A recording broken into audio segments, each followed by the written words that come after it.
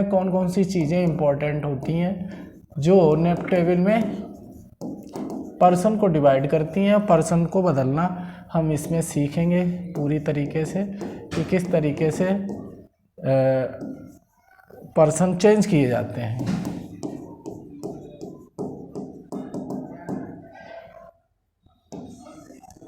ये डायरेक्ट में अच्छे से डायरेक्ट बनाना है तो ये सर्वनाम सारणी आपको हर हाल में पता होनी चाहिए। इसमें 3 तरीके के पर्सन होते हैं, नॉमिनेटिव केस, ऑब्जेक्टिव केस और पजेसिव केस। तो इसका क्लासिफिकेशन देखिए। नॉमिनेटिव में कौन कौन से पर्सन होते हैं? आई होता है, बी होता है, यू होता है, ही होता है, सी होता है, दे होता है और इट होता है और एक नाउन होता है। ये नॉमिनेटिव केस में आ गए और ये ऑब्जेक्टिव केस में आ जाएंगे आपके।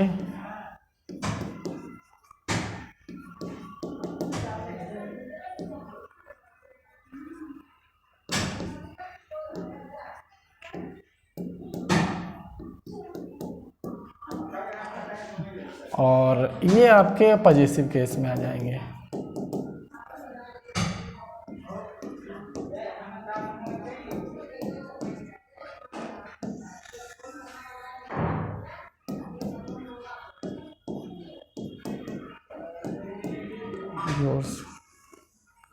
ये और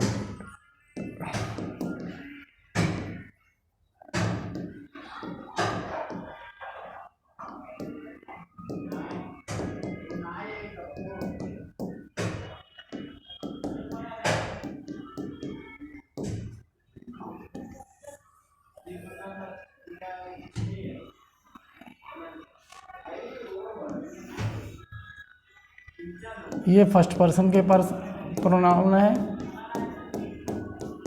फर्स्ट पर्सन। ये सेकंड पर्सन के प्रोनाउन है, सेकंड पर्सन। और ये थर्ड पर्सन के प्रोनाउन है, थर्ड पर्सन। थर्ड पर्सन के प्रोनाउन है। तो ये आपको समझना ज़रूरी है कि ये इस टेबल में कैसे चेंजिंग होती है। इसमें 2 तरीके की चेंजिंग होगी जिसको आपको समझना बहुत ज़रूरी है। एक होती है स्ट्रेट चेंजिंग,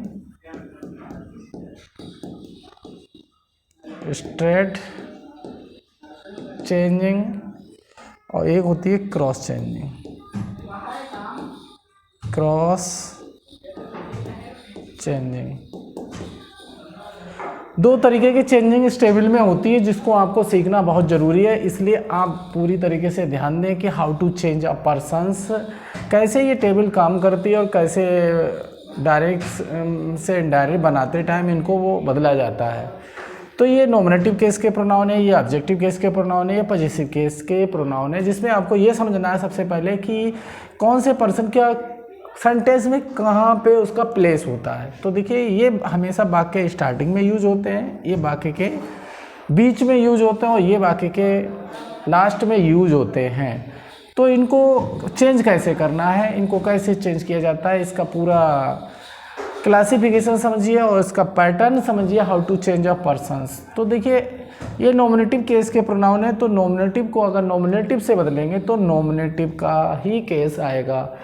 जैसे नॉमिनेटिव गुणे नॉमिनेटिव बराबर नॉमिनेटिव होता है, ऐसे ही आई को बी से बदलेंगे तो आई भी नॉमिनेटिव, बी भी नॉमिनेटिव। तो आई को बी से बदलेंगे तो बी आएगा और बी को आई से बदलेंगे तो आई आएगा।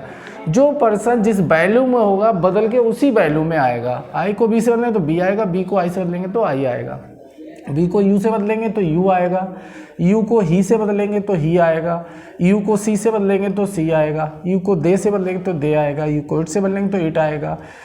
और इस तरीके से ये थर्ड पर्सन नो चेंज रहते, इनमें कोई भी चेंजिंग नहीं होती है। अगर किसी भी सेंटेंस में ये आते हैं थर्ड पर्सन के प्रोनाउन कोई भी आ जाते हैं तो ये चेंज नहीं होंगे, चाहे ये वाले आ जाएं, चाहे ये वाले आ जाएं, चाहे ये वाले आ जाएं, ये चेंज नहीं किए जाते हैं। केवल फर्स्ट पर्सन ये आपस में भी चेंज होते हैं और नीचे वालों से भी चेंज हो जाते हैं, जबकि नीचे वाले ऊपर वालों से चेंज नहीं होते।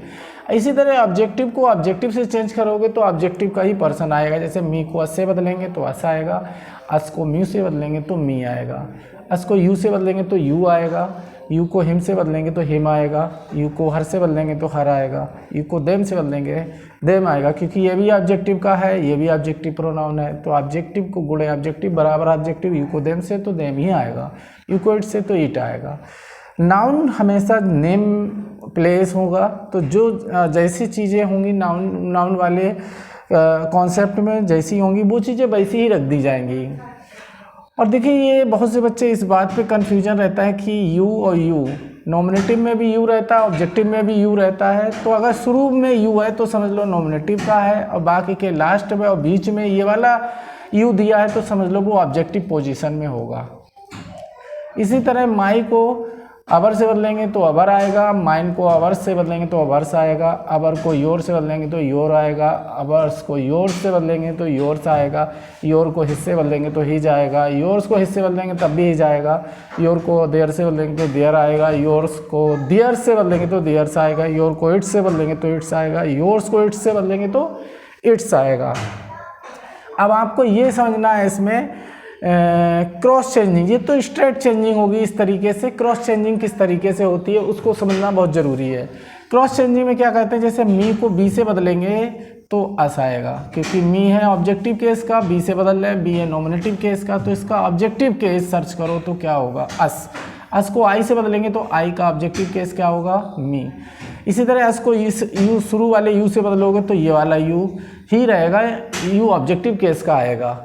यू को अगर ही से बदलेंगे तो आपका हिम आएगा, यू को सी से बदलेंगे तो हर आएगा, यू को दे से बदलेंगे तो देम आएगा, यू को इट से बदलेंगे तो इट आएगा, यू को नाउन से बदलेंगे, नाउन तो कांस्टेंट रहेगा, नाउन शुड रिमेन कांस्टेंट।